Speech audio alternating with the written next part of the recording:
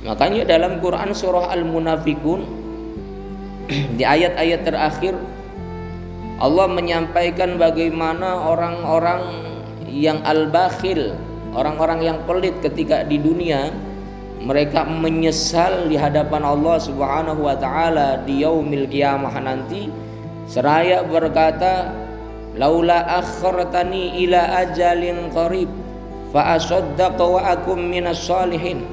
Ya Allah ya Rabb, andai kata Engkau beri ketangguhan terhadap hidup kami, beri kesempatan kami untuk hidup di dunia lagi, fa asaddaqa, aku berjanji aku akan menjadi orang yang mau bersedekah. Nyesalnya karena enggak sedekah, nyesalnya karena enggak menginfakkan sebagian harta yang dimilikinya untuk perjuangan di jalan Allah Subhanahu wa taala. Kenapa dikatakan di situ fa saddaqakum minas shalihin? Karena memang perkara sedekah ini merupakan perkara yang berat. Kadangkala sholat rajin tapi giliran infak sedekah berat. Giliran haji semangat, umroh berulang kali, infak sedekah berat. Banyak orang bolak-balik haji, bolak-balik umroh, berangkat ke tanah suci. Ditanya, kenapa sering sekali umroh haji, Pak? Karena saya rindu sama Rasulullah.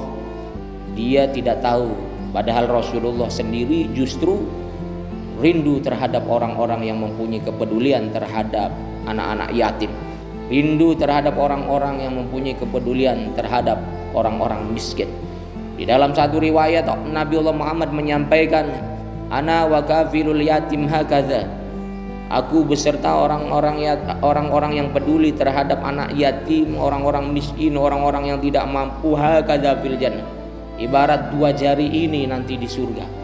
Artinya Nabiullah Muhammad sallallahu alaihi wasallam akan bertetangga dengan mereka. Ternyata nabinya sendiri rindunya dengan orang-orang yang gemar infak sedekah. Jadi jangan salah, jangan sampai kita merasa diri rindu ke Nabi tapi Nabi sendiri tidak rindu kepada kita. Kita kangen sama Rasul, ternyata Rasul sendiri tidak kangen dengan kita. Kenapa? Karena ternyata berat sekali bagi kita untuk mengeluarkan sebagian harta yang kita punya untuk infak sedekah, berbagi dengan sesama.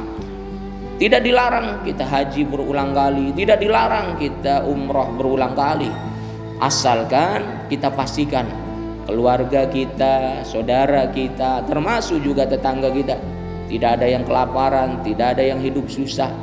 Ini keluarga masih banyak yang kelaparan, masih banyak yang hidup susah, masih banyak yang sulit untuk pembiayaan sekolah anak-anaknya.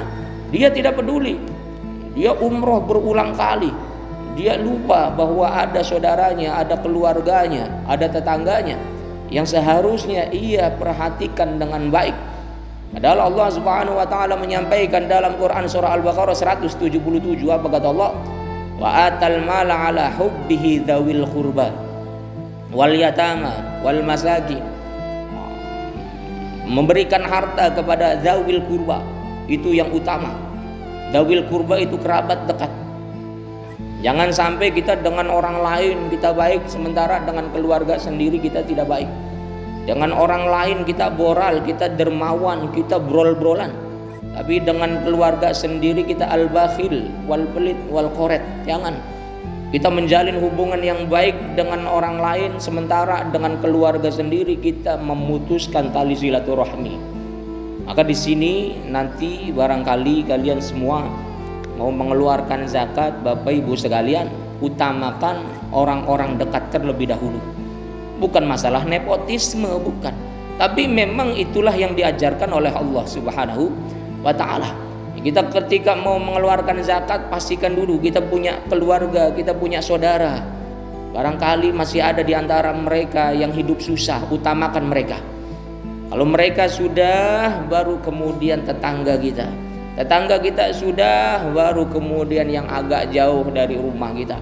Itulah hakikatnya tata cara infak sedekah zakat bagi orang-orang yang beriman kepada Allah Subhanahu wa taala.